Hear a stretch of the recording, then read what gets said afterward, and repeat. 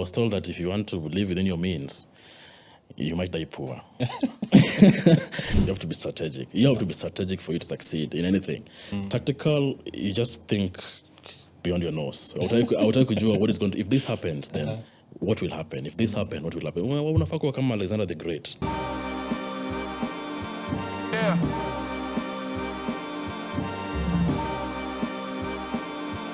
We back.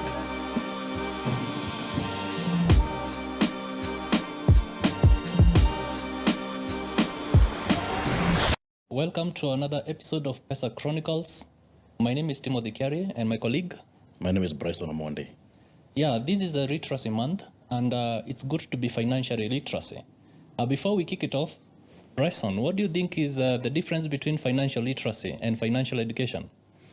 All right. Actually, I want to draw the difference from one Robert Kiyosaki's book, Rich Dad, Poor Dad.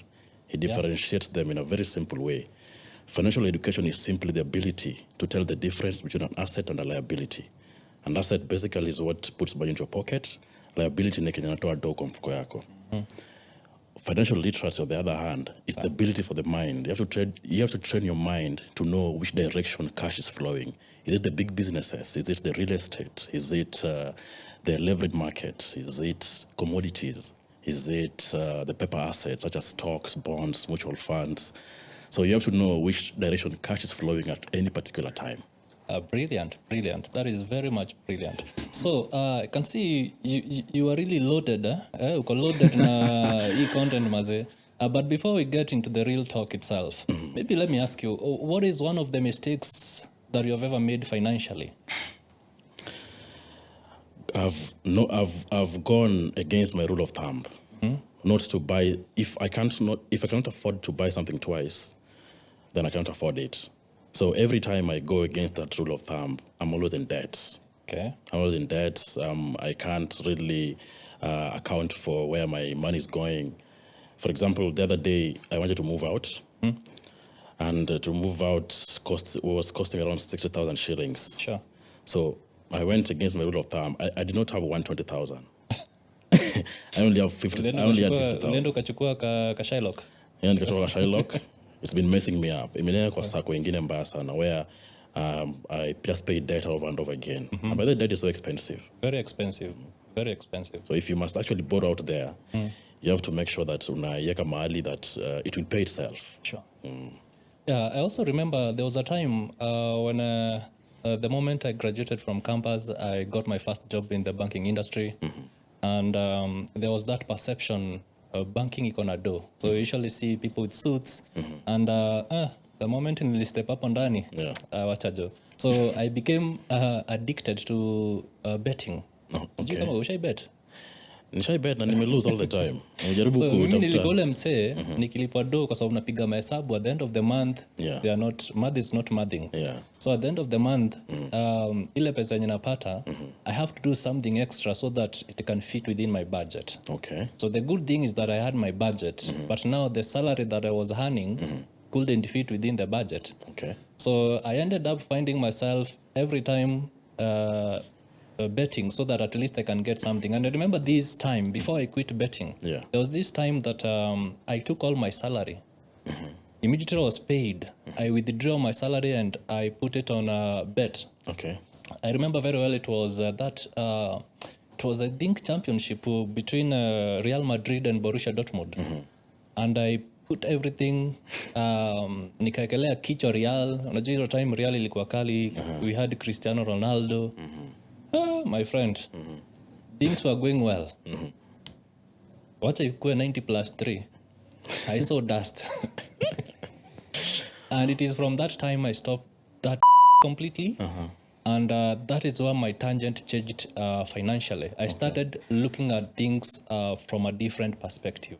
I tried now to understand what should I do basically to try to live within my means. Because you understand, it can be a struggle, just like you said.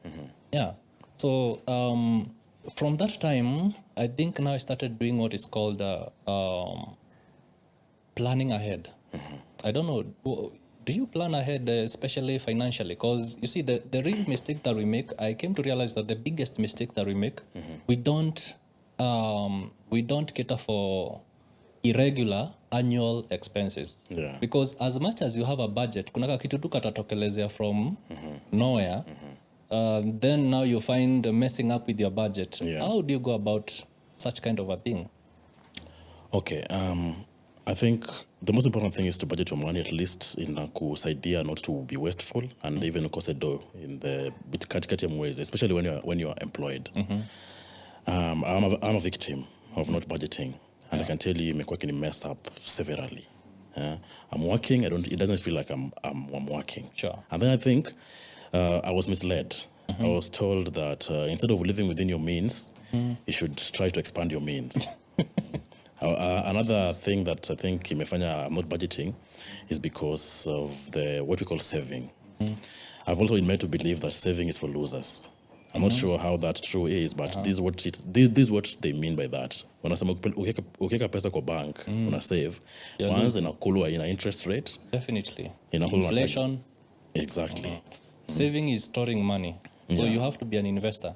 Yeah, investor is making money work for you. Yes. Yes. So I think that is the best tangent, especially when it comes to things to do with money. Yes. So instead of saving, the best thing you can do is invest that money, even if it's something that you need urgent. Right now we have different investment vehicles that maybe if you need your money within 24 hours, 48 hours, you're able to get that money back. Yes. But there is something you mentioned about living. Did you say living below your means or living within your means? Living within your means and expanding your means. So I was told that if you want to live within your means, you might die poor. So you should find ways of expanding your means. Yeah, because I believe also, you see, when you live below your means or within your means, it makes your brain to be redundant, such that you're not able to think. Yes. But the moment you have, like the example I gave you, my budget was not budgeting. I had to look for other ways to make to be able to get money. Yes. But if I reduced my living below now or within the salary that I was making, see, the innovative bit of it automatically gets eroded. Yes. So I can't think outside the box, or I can't be innovative, try getting some cash, basic or extra cash to help me sustain myself or even to do, let's say, development. Yeah. So I tend to believe with you that living below your means or within your means, it's suicidal. It is. Yeah, I think those are traditional financial, should we call, right now we can refer to them as myths. Yes. They are very much traditional because right now the world is evolving. So yeah. The problem actually is the kind of system that we have gone through for us to reach here. Yeah. Our schools don't teach us financial literacy. They don't teach us financial education. They don't teach us how to make money. Sure. So, knowing which investment vehicle to actually invest in is also a problem because nobody has taught you this before. Yeah. So you have to go an extra mile. Wanasemanga ati learning never stop. Sure. So you have to go down there. Some people even have to read. Some people watenda pale YouTube, wengine watapata advice. But mimi, I prefer looking for your own information and even on trusted sources so that you nini. So kuna several vehicles actually. If you're with the richest person in the world, you have to invest in the big businesses. A big business is a business with, let's say, 500 employees and above. I only want you when you want to provide employment. And these are the kind of people that the government wants. Kama wewe ni mtu anashughulia tumbo yake peke yake, let me tell you, the government will tax you. Kama sijui nini. And it's not about how much money you make, but how much money you keep after taxes. So if you want to be like I don't know, Elon Musk, those guys are providing employment to thousands of people. Yeah. Number 2 is real estate. I also love real estate because of the tax breaks, because you're providing housing. Yeah. Come on, provide housing, that's also what the government wants. Tax kidogo. Yeah. I admire paper assets, come out stocks, bonds. What I don't like about them is just because of the fees that are involved. And also the counterparty risk that are associated with them. Yeah. And then there's also a commodity. Wanasemanga you don't invest in commodities. Kama gold, sijui. These are assets you own. To shield yourself against the government stupidity of printing too much money. Sure. Because the more money they print, the more the value of these assets in a panda. Yeah. So you don't invest in gold. You own it. You own it. Actually, if I would be able to afford a safe, Yeah. I could go and buy gold bars and niweke kwa nyumba. At least I was talking on a swaps Sure. and hold. I buy No and hold. swaps. Yeah, definitely. I think that's a brilliant idea because I usually try to look at these aspects, especially when you're talking about investment. It's always advised that you do diversify, right? Yeah. So like you've mentioned, real estate, you just mentioned commodities, stocks. So how would you approach it in terms of maybe, or how would you advise someone who is watching at right now, basically in terms of diversification? All right. You see, for you, first of all, to build a big business, that requires another level of sophistication. You have to be financially intelligent. Yeah. And how I define it is the ability to convert a real life problem, cash or labor, into a big business that provides cash flow. True. That one requires a different level of sophistication. You have to be good in sales. You have to be emotionally intelligent. You have to know how to strategize. You have to be financially literate. You have to have financial education. Sure. You have to have negotiation skills. That one is a different animal. Yeah. But you'll find this kind of an investor or someone who is a novice investor who tells you they're very passionate about investing, but they don't have cash. So I think this is a myth that has been going around that for you to invest, you have to be rich. Yeah. But it doesn't have to be that way because right now we have so many ways that you can be able to begin your investment. I believe if you go to a company like Scope Markets, you are able to buy fractional shares. So instead of buying a whole share, let's say maybe of Apple at $178, Yes. you can begin investing with $50. Yes. But now, what really again matters is time. Yeah. So when it comes to investing, I normally emphasize on time and consistency. Yes. Yeah, because let's look even at the example of Warren Buffett. No, Warren Buffett began investing at the age of 16. Okay. But he bought his first stock when he was underage at 11 years. But now, after 16, because, in the US, they become mature or they get their IDs after 16 years. Yes. So, but recently, I think last year, I read an article saying that 3/4 of his total worth, he achieved that during the 65th year. Akiwa 65 years. Okay. So the reason why we are talking about time and consistency. So investing is, I'll say it's very much rewarding, but again, there has to be a lot of patience. There has to be a lot of patience. If you talk about, for instance, real estate, I want to believe that you have some rental somewhere. I've actually always been passionate about it. And it's just a matter of time before nifike hapo. When it comes to investment, actually the basic thing. But before even you reach there, do you know you can be able also to own these, can be able to invest in REITs. It's all part of real estate. Yes. Yeah. So maybe it's somewhere you can begin from because again, you might not, or maybe I don't know your pocket anyway. No, actually, the best way of building wealth is debt. Yeah. Without debt, then you can't be rich. You just have to know to differentiate between a bad debt and a good debt. Now, I might go to the rates. I might decide to invest in stocks. But the underlying factor is that you need, first of all, to learn. You need to understand what you're doing. Yeah. Just because somebody is making it in a different investment vehicle doesn't mean you're going to make it there. So you first of all need to learn, get educated, and learn the ins and outs before you decide to go to say, this is what I want to invest in. Yeah. I might, of course, decide to invest in rates because it's a bit cheaper, but I don't understand them. I don't understand that vehicle. Sure. I understand something different. Or maybe you might see someone doing very well in rates, and then you want to just photocopy this person. So it's good to keep your own lane, right? That's what you're trying to say. Exactly. Yeah. Because if you fail, at least you learn something. But if you just copy, if you just copy, then if you fail, the other person you are copying is the one who will learn. Yeah, sure. Because definitely you can never be Timothy. I can never be Bryson. Yes. Yeah. So how can you be able to differentiate or what is a good debt, what is a bad debt?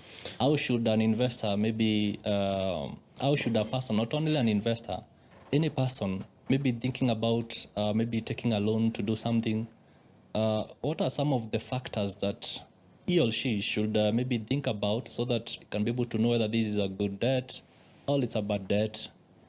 All right, I'll actually give you a rule of thumb on that case. Yeah. If you And must you have so many rules of thumb. exactly, if you must take the debt and the risk, Yeah. then you should not pay it from your own pocket. The moment you take the risk and the debt, you're paying it from your own pocket. That's financial suicide. Sure. Let's take, for example, this building. Yeah. Let's assume this guy took some mortgage loan to build it. He took the loan already. Yeah. If you take the loan, that's also some risk. Sure. But he's not paying it from his own pocket. We, the tenants, are the ones who are paying that debt. Yeah. So if you want a good debt is a debt that you don't pay from pocket, but are being paid by others. Sure. For example, if right now you buy a car on loan, Yeah. and then you use your salary to pay that car, That's a bad debt. that's a bad debt. Definitely. If you buy that car and maybe upeleke pale Uber, the tenants, not clients, watakuwa lipa hiyo mortgage. Yeah. That's a good debt. And then also you can say a good debt ni kitu inaingiza pesa kwa mfuko yako. A bad debt ni kitu inatoa pesa kwa mfuko yako. So as long as it's not adding value to your pocket, then that's a bad debt. So nikitaka kununua gari ya kupiga malapu mtaa kutesa na sina pesa ya kutosha, unataka kuniambia sasa I won't live my lifestyle? No, if unataka gari and you can't afford, you first of all have to look for an asset that will service that liability. Sure. Yeah. Maybe uende pale you buy stocks, you make profits and use that proceeds to go and buy a car. Yeah. But usiende bank kuchukua loan unataka kubuy nayo gari. Gari ya kuenda nayo job. Yeah. Unless it's gari ya kuingiza do. Yeah. Yeah. And also I remember you said something about if you can't afford it twice, Achana buy. nayo. so there is no need, even if you have a meter and you want to go and get maybe whatever you want to get, let's say ni gari gani sasa inaweza nunua na mita moja? Mita moja Ni Vitz. maybe Vitz. So kama una mita mbili achana na hiyo gate. Actually hiyo rule of thumb yangu ni ya Jay-Z. Yeah. Jay-Z ndio anasema hivyo. Yeah, true. I also agree with that. And when it comes to debt, you see, maybe giving it from my own perspective, there is a time I took a debt when I used to work in the banking industry. Unajua pale tunapewa loan rate ya chini, si kama clients. Okay. So I took this debt, I went and purchased a land, a piece of land somewhere. And nilikatwa kwa mshahara. Ilikuwa na feel actually hiyo ndio moja hizo vitu ilikuwa inafanya pesa yangu my math not to math. Okay. So by the time I came to complete that loan, I felt like it was a very heavy burden that has been lifted. Because you see, I bought land. Land is not bad, sindio? Yeah. Because you said real estate is worth, right? Yeah. But now, is that not really a bad debt? Because now the land is just there. It's not bearing any. It's not giving me any capital. It's just lying high. I love that question. I love that question. You see, there are two different ways of making money through an asset. It's either through capital gains or through cash flow. Yeah. Wewe yako ilikuwa ya capital gains. Ulikuwa unataka ku hold a land, alafu uuze after some time, that profits, that's the capital gain. But if you were thinking in terms of cash flow, maybe you could use this land to generate some sort of cash flow. Ile pesa inaingia monthly. At least use that money now to pay that debt. But unataka ukatoka salary yako. So let's say hiyo land yako umechukua maybe umehire. Yeah. Kuna watu wanahaya siku hizi kushamba, kulima, maybe wanataka kuweka nyumba ya kuku hapo. Sure. And then wanakulipa rent. At least hiyo kuna cash flow. Yeah. You need that cash flow for a debt to be a good one. Yeah. Ndio usitegemee capital gains. Capital gains you'll be taxed a lot. I agree with you. So the reason why now this conversation, it's very important for any person to be financially literate, because you see, by the time I was doing that kind of stuff, I hadn't really looked at it on the other side. Yes, I have the land, but I don't have the cash to develop the land. So you see, that's where the big problem is. So I think as a financially literate person, before you take on a project or any kind of a project, ni vizuri kupiga hesabu zako fiti. Unajua, this is what you're going to do, ABCD. and these are the results. There is something we call a return on investment. So every project you're taking, you have to figure out how are you going to get returns on your investment. Yes. Right? Because unajua hizo time mazee nilikuwa najiambia nanunua hii land hapa ndio nitajengea familia. Nilikuwa na maono wewe. Nilikuwa napiga mahesabu za kujengea familia hapo. So nikiangalia tu sikuwa najiuliza hiyo pesa ya kujenga itatoka wapi. Yeah, so it's good to be kupiga hesabu mbele kidogo. Exactly. You know, most of us, we are tactical. We're not strategic. You have to be strategic. You have to be strategic for you to succeed in anything. Tactical, you just think beyond your nose. Hautaki kujua what is going to, if this happens, then what will happen? If this happen, what will happen? Unafaa kuwa kama Alexander the Great. Bana, sasa unajua hiyo enzi yetu hakukuwa na information bana. Unajua wewe umekuja information ya era information. What do you mean? Industrial age iliisha 1970s. When information age kicked in. And right now, actually, what is making me people poor? Kuna kitu inaitwa black swan. The unknown. What you don't know is what is making you poor. Sure. So that is why it's always important to constantly learn. Learn and learn and learn, because you don't know what you don't know. Yeah. So wewe uliingia tu hapo kimandazi because hauko I'm sure you didn't research to the end. You maybe ulisikia tu kwa yako fulani by the land zinahonga poa. Whether land zinahonga poa. They used to say Kikuyu na shamba. And that is what our parents still tell us. Maguta. Exactly. Hata budangu saizi bana ni stress na hata juzi amenunua land mpya. And this only 400,000. Please, I'm telling you as my son. Kama bado unataka kunisikiza. Kuja hapa, eka pesa yako kidogo chini. Kabla ununue gari, chukua land hapo weke, wacha hapo ikae. Nataka nifanye the same mistake that you did. No. I'm not doing that anymore. And then so I'm sorry to say this, but you know, I used to listen to my parents when I was young. Nakumbuka we are four bros. So walikuwa wanapenda kutuliza, by the way unataka kwenye ukiwa mkubwa. My brother would say neurosurgeon, mwingine anasema doctor, mwingine anasema engineer. If they come to me, I want to be a professional footballer. Alafu ananiambia, Bryson kuwa serious bana. Alafu nasema sawa basi, anataka kuwa doctor. You made me remember something. The other day I was asking my son about anataka kuwa nini akiwa mkubwa. Akaniambia policeman. So my wife anaangalia na cheka bana. But you know, I understand what the child was talking about. Because right now I believe we are not in that age. Acha sisi time yetu ulikuwa unaambiwa enda shule ukuwe daktari. Uajiriwe na government. Yes. No one told you about being innovative, starting your own business. Exactly. Yeah. And if singesikiza my parents, right now singekuwa hapa nafanya hii podcast. I'll be somewhere playing some pro ball. Because that was the only thing I was good at. Right now, I have to adapt afresh. I have to learn new things because I have to survive. Irrespective of kejelisha happen. What I was trying to bring this on the table is you need to get your own information. You see, believe just because they're older than you, then they are making the right choices for you. No. So, in short, I'm not going to repeat the same mistake. I'm not going to listen to those people again. Right now, I have to find my own information. And kama it's about that land, I'll go and research, okay, what are the pros and cons of holding this land? In as much as, iko mahali, iko shago, na land iko cheap. No. I won't just go on a whisk. I think one of the things that I've learned is that it's not bad to get advice. But what I prefer is, yes, I receive the advice or I get the advice, but now I make my own decision. I think the biggest mistake is allowing or letting someone to make a decision on your behalf, especially in matters to do with finances. Yes. Or even maybe your career. It becomes very nasty or very yani ni kitu unaweza regret baadaye pakubwa sana after isha kumess. Like right now unaona sasa ungekuwa unacheza kule Old Trafford. Exactly. And the only reason mbona si watch ball because I'm extremely jealous. Nasema nini hao watu wanafanya hapa? Unakumbuka unasikia vibaya sana. Unasikia vibaya sana, but it's too late. Hapo ishapita.